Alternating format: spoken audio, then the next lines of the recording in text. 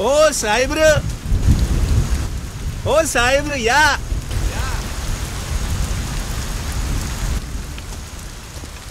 अहो भिजताय कशाला? पाऊस पडतोय या.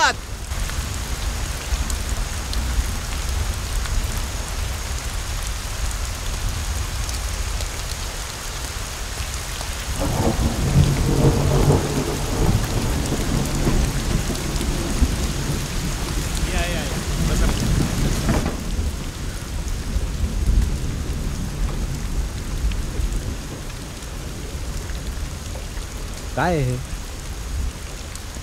हे? ननमनी काय?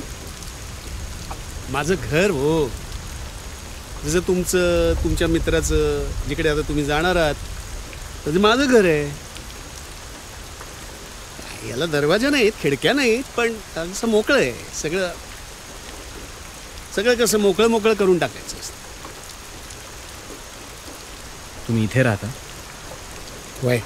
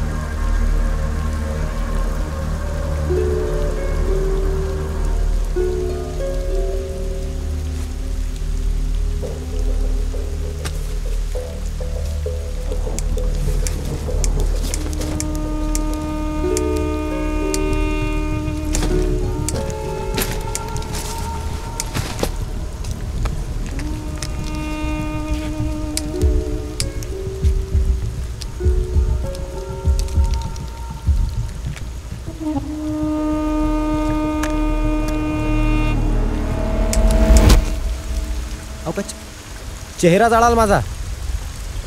सिगरेटसाठी.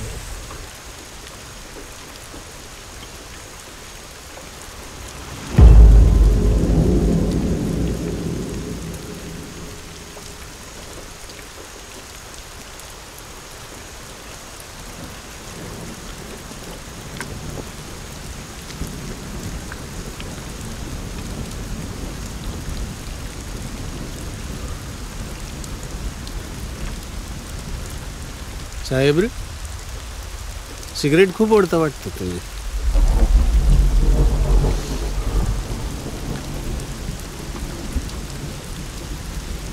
एक विचारू? हे सिगरेट ओढल्यावर काय होतं ते नेमकं काय वाटतं तुम्हाला?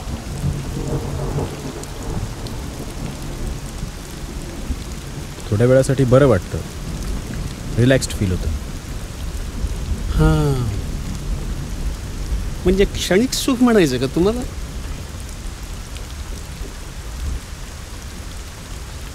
तसंच काहीसं.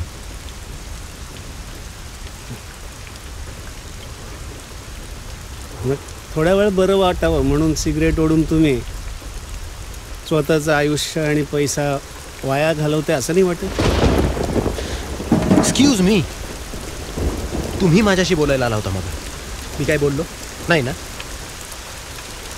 आणि माझी इच्छा नसतानाही मला इथे यावं लागेल. Thanks for that. बट जर आता मी माझी सिगरेट ओढतो तर का उगाच लेक्चर देत आहे मला?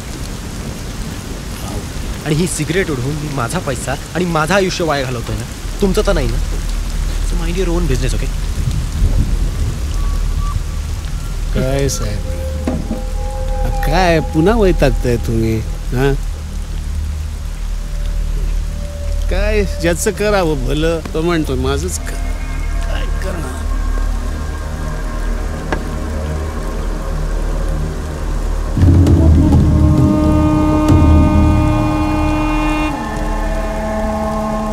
साहेब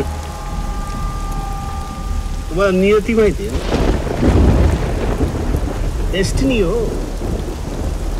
नियती आपल्याला बऱ्याच गोष्टीतनं काही ना काहीतरी सांगू इच्छिते, पण आपण त्याकडे दुर्लक्ष करतो. आणि पुढे गेल्यावर आपल्याला लक्षात येतं की आपण ऐकायला पाहिजे.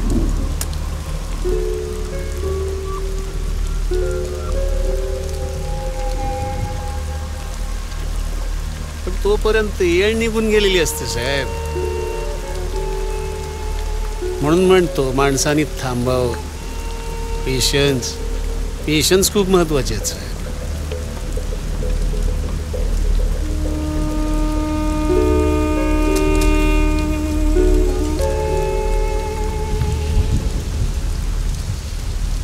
सॉरी.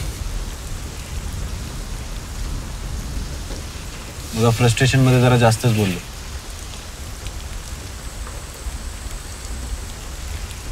रिअलायझेशन खूप चांगलं असतं. हे तुम्हाला झालं. यावरनं कळतं की तुम्ही चांगल्या स्वभावाचे आहात आणि सेन्सिटिव्ह आहात. हा? एक मिनिट. एखाद्या व्यक्तीला जर रिअलायझेशन झालं तर तो चांगल्या स्वभावाचा किंवा सेन्सिटिव्ह कसा ठरू शकतो? रिअलाइज होणं म्हणजे नेमकं काय हो साहेब? म्हणजे आपल्याकडून घडणारी एखादी गोष्ट बरोबर आहे की चूक याची आपल्याला जाणीव होणं, फील होणं. त्याचे बरोबर आहे. जाणवणं, फील होणं, फिलिंग्स. पण फिलिंग्स येण्यासाठी गरज असते ती रिअलाइज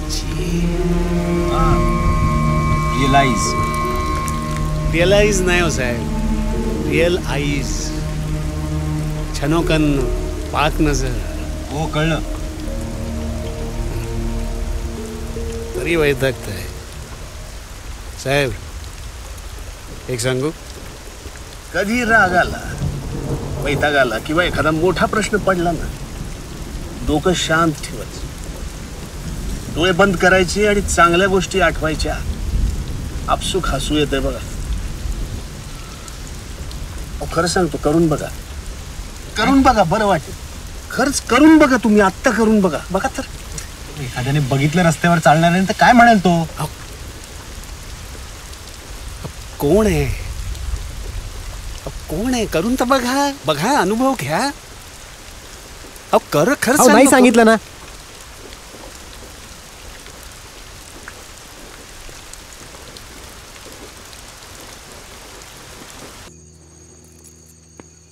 थँक्स. बाबा केस वाढले, दाढी असली का बाबा दिसतो का तुम्हाला? बाबा बघा काय.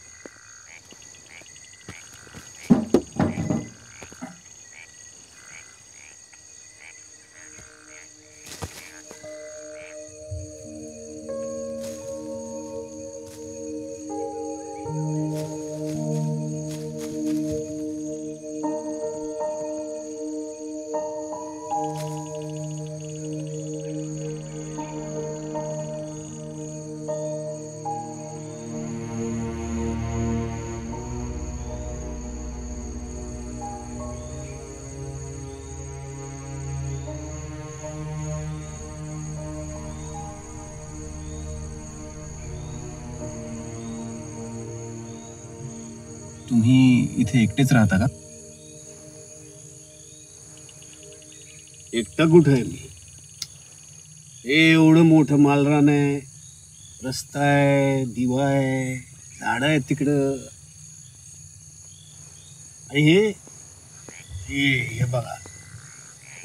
आणि हे मोठं झाड आहे माझ्या वया इतकंच, माझ्या बरोबर. एकटा नाही. नाही म्हणजे नातेवाईक मित्रांबद्दल विचारत होतो मी.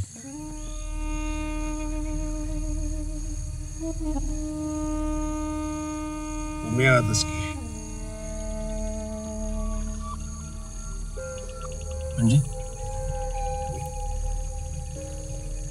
म्हणजे आज तुम्ही एकटे आहात. काल कोणीतरी दुसरा एकटा होता, उद्या कोणीतरी तिसरा एकटा असेल. आणि एकट्याला एकटा भेटला की दुपटा होतोच की, नाही का?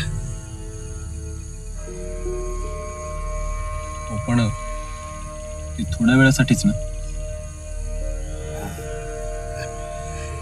म्हणजे तुमच्या त्या क्षणिक सुखासारखं, नाही का?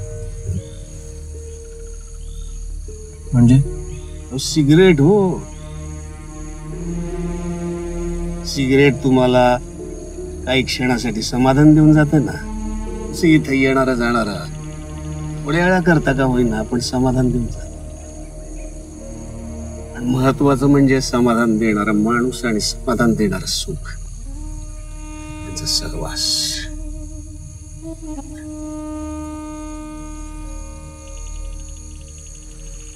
साहेब बोलू का? कंटाळलात का? नाही नाही, बोला. विचार करताय का मित्राचा? येईल येईल, वाट बघा. वाट बघणं चांगलं असतं साहेब, वाट बघा.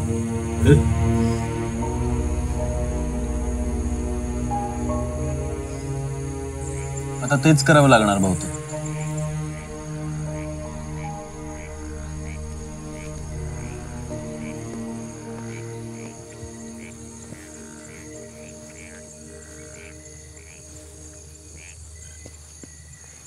हसू ಆಗಿರ್ಬೇಕು ನಿಮ್ಗ.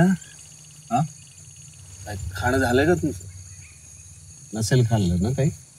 या या, काहीतरी खाऊया. या या. नको, खा तुम्ही, मला भूक नाहीये. तुमच्याकडे बघून तर वाटतंय लय भूक लागली आहे तुम्हाला. नाही, खा तुम्ही. नको. ठीक आहे. हा.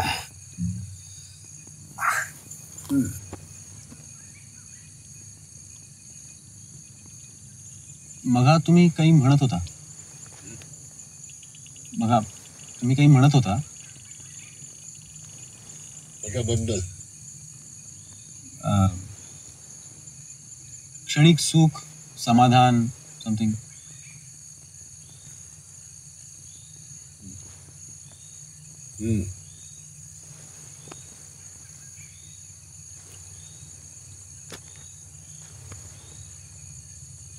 समाधान देणारी माणसं आणि सुख देणारी माणसं यांचा सहवास क्षणिकच बरा. अतिरेक झाला का त्रास होतो आणि मग तीच माणसं कंटाळवाणी वाटायला लागतात.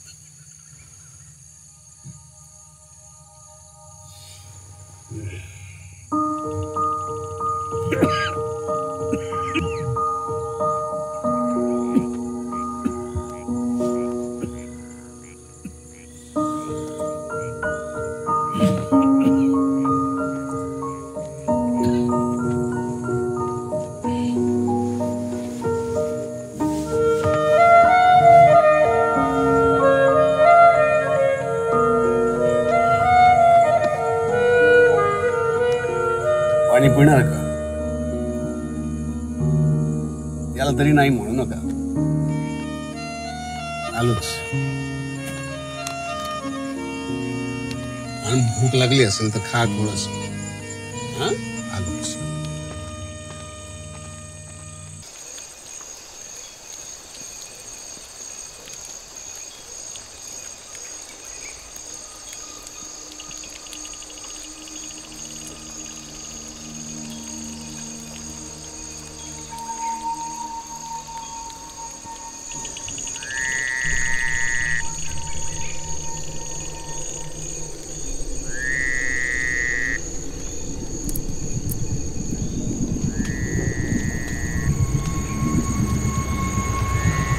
बाबा थांबा, मी पण आलो.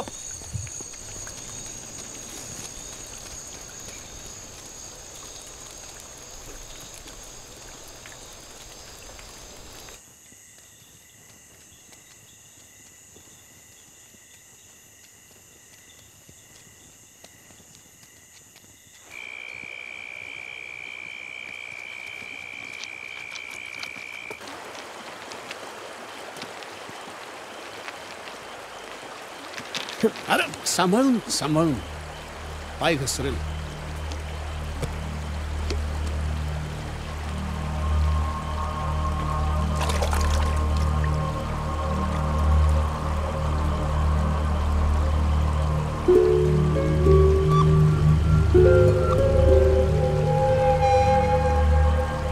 साहेब पिणार का थोडं?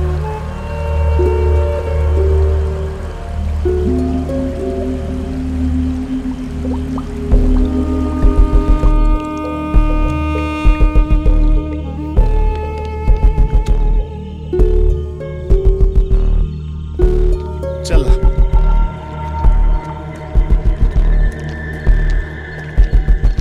या.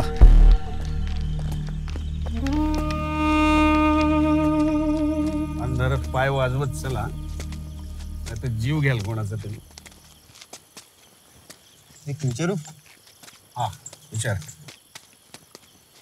तुम्हाला भीती नाही वाटत? कसली भीती? म्हणजे मोकळं रान आहे, जंगल आहे, आणि तुम्ही एकटे राहता. भूताची भीती म्हणायचं का तुम्हाला? नाही, भूतांची भीती नाही म्हणायचंय. भूताची भीती नसतेच कधी. भीती असते ती माणसांचीच. माणसांची? माणसांची. भूताने झपाटलं काही दिवसांनी दुसऱ्या शरीराच्या शोधात निघून जाते.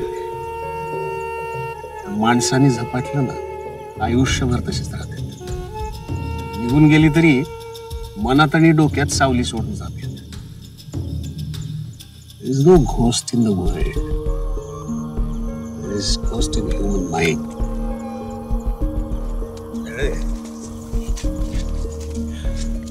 छान इंग्लिश बोलता तुम्ही. कसं काय?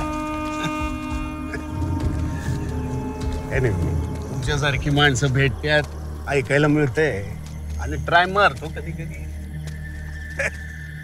अवघड आहे.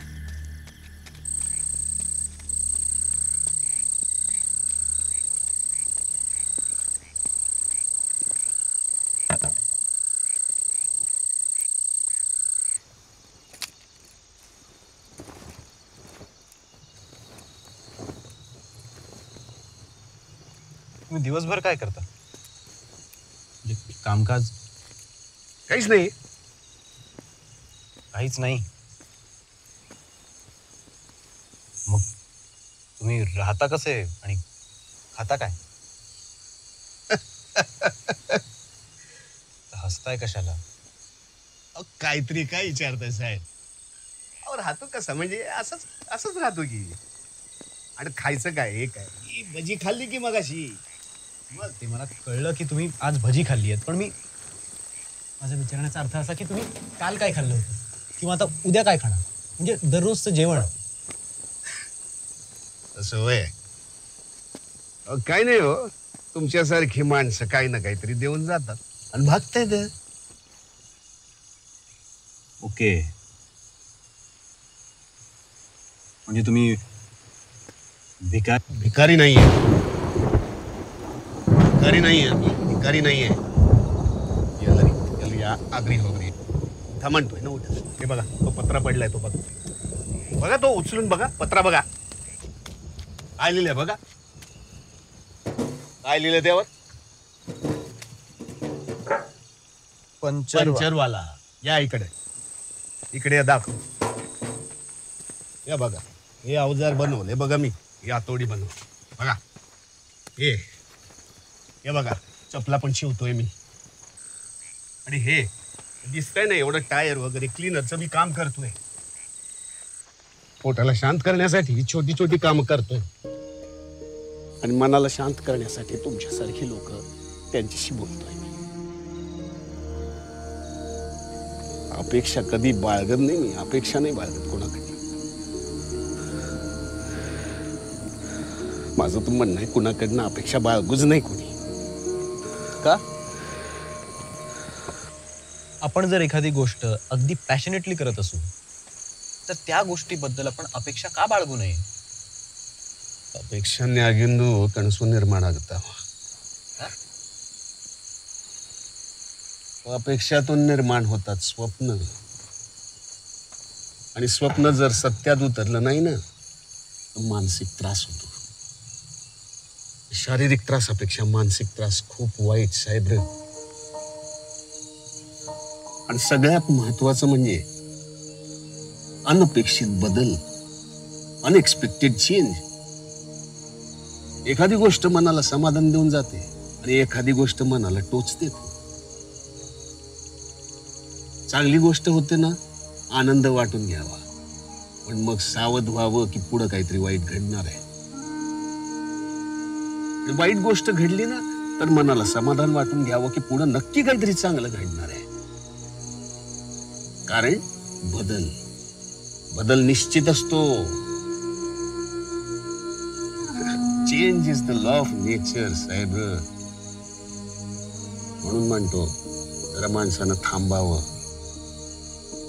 पेशन्स. ओके मला कळलं की बदल घडतो, अपेक्षा बाळगू नये, पेशन्स गरजेचे असतात. मला एक सांगा, तुम्ही जेव्हापासून मला भेटला आहे तेव्हापासून काहीतरी वेगळं म्हणजे फिलॉसॉफिकल टाईप बोलताय. स्वतःला तत्वज्ञानी समजता का?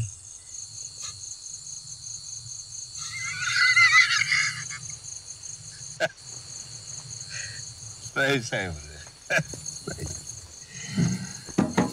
एखादा मूर्ख माणूस पण जाता जाता आयुष्याचं सत्य आणि रहस्य सांगून जातो. तसाच एखादा मूर्ख समजा मला कसला तत्वज्ञान नाही. पण तुम्ही मला अजून हे नाही सांगितलं की तुम्ही इथे एकटेच कसे?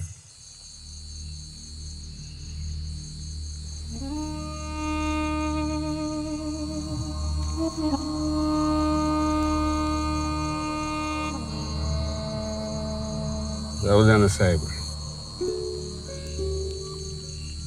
खूप जुनी गोष्ट आहे ती. आवडेल मला ऐकायला. तसंही विक्या म्हणजे माझा मित्र येईपर्यंत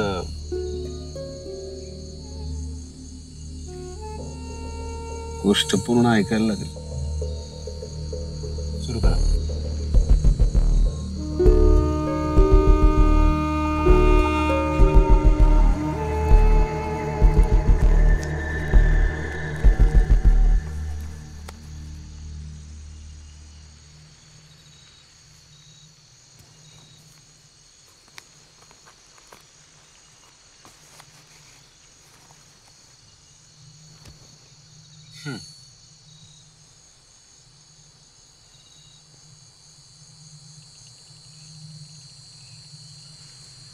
दोन भाऊ होते. बाजूच्या गावातील जत्रा संपवून ते घराकडे परत चालले होते.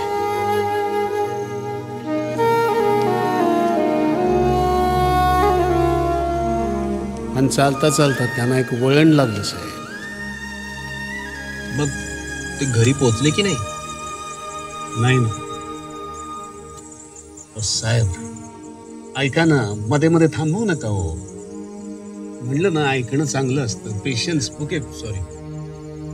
पुढे पुढे काय झालं? चालता चालता त्यांना एक डबकं लागलं.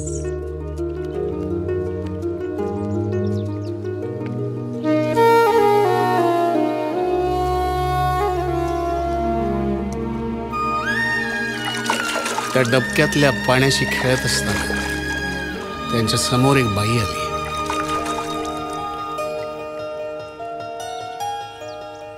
मला अजूनही आठवते. सुंदर, देखणी, रुबाबदार, कोणीही तिच्या प्रेमात पडेल अशी.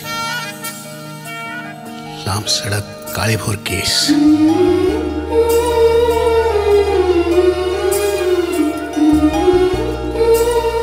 एका नक्षीकारानं केलेल्या कोरीव कामासारख्या नक्षीदार भुवया, निळे निळे पाणीदार डोळे आणि ते पाणी ओसंडून वाहू नये म्हणून त्यावर घातलेल्या काजळाचा बांध, गुलाबाच्या पाकळ्यांसारखे ओठ आणि खाली हनवटीवर एक तीळ, नाजूक नागमोडी कंबर डौलदार का मनिया बांधा, हरिण चालतं ना तशी चाल. इतकी सुंदर. खूप सुंदर.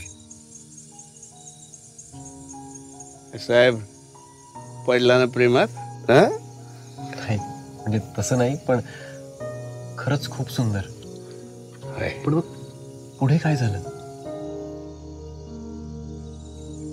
त्या दोन भावांमधला मोठा भाऊ तिच्यावर भावूनच गेला.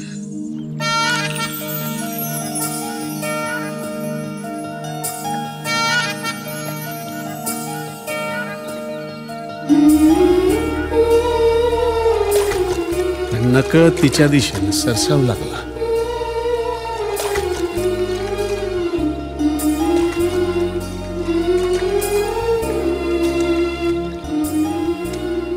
तिच्या जवळ जाऊन तो तिच्याशी बोलला. ನೀನಗ ಗೊಂತಶ್ಲವೇ ನ ತುಂಬಾ ಚೆನ್ನಾಗಿ ಕಾಣಿಸುತ್ತೀಯ, ನೀನ ಸೌಂದರ್ಯದ ಆಸ್ವಾದ.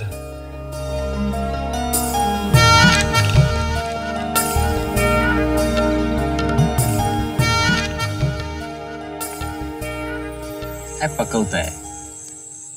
असं कुठे होतं का? हो, असं तर शहरात सुद्धा होत नाही की तुम्हाला एक मुलगी आवडली, तुम्ही तिचा हात धरला आणि म्हणे चल फिरायला. कान फडवेल ती. का शक्य नाही? का शक्य नाही? सौंदर्यापुढे भले भले झुकत्यात. हा तर एक साधा मुलगा होता हो, तुमच्यासारखाच. आणि मनातली इच्छा व्यक्त करण्यात काय चूक आहे?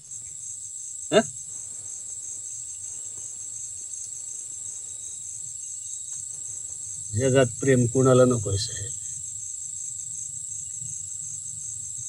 म्हणजे ती खरंच काहीच म्हणाली नाही?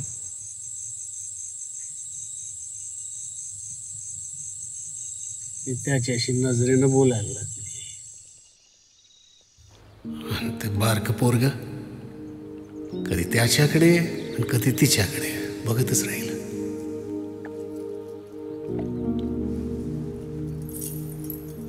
ती वळली आणि मोठा भाऊ तिच्या मागे चालू लागला. ते बारक पोरग दबक्या पावलानं त्यांच्या मागे चालू लागला.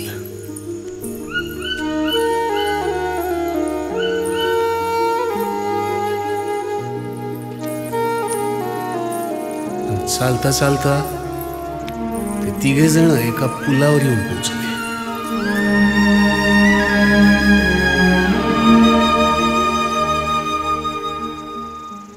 तिने डोळ्याने इशारा केला. तसा तो मोठा भाऊ लहान भावाला जाऊन बोलला. बाळा, मी लगेच आलो, तू इथेच थांबा. आणि तो तिच्यासोबत निघून गेला.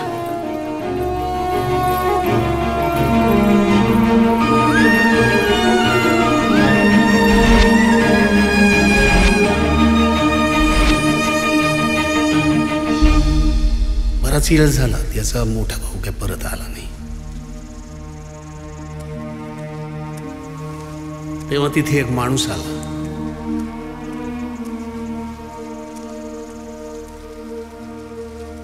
आणि तो त्याला बोलला, मारता डोलले? अरे काय करतोस इथे?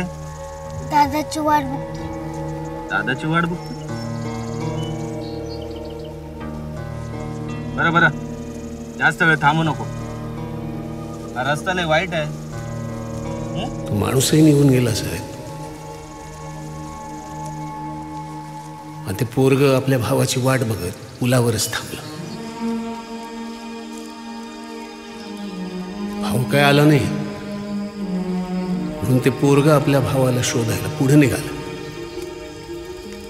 पण पुढे वाटेत त्याला शेकोटीची उभं घेणारा एक माणूस भेटला. अरे माझ्या दादा दिसला इकडून जाताना. काय म्हणाला तू? नाही बैल म्हणाला तो. आणि तसं ते पोरग पुन्हा पुलावर जाऊन थांबलं.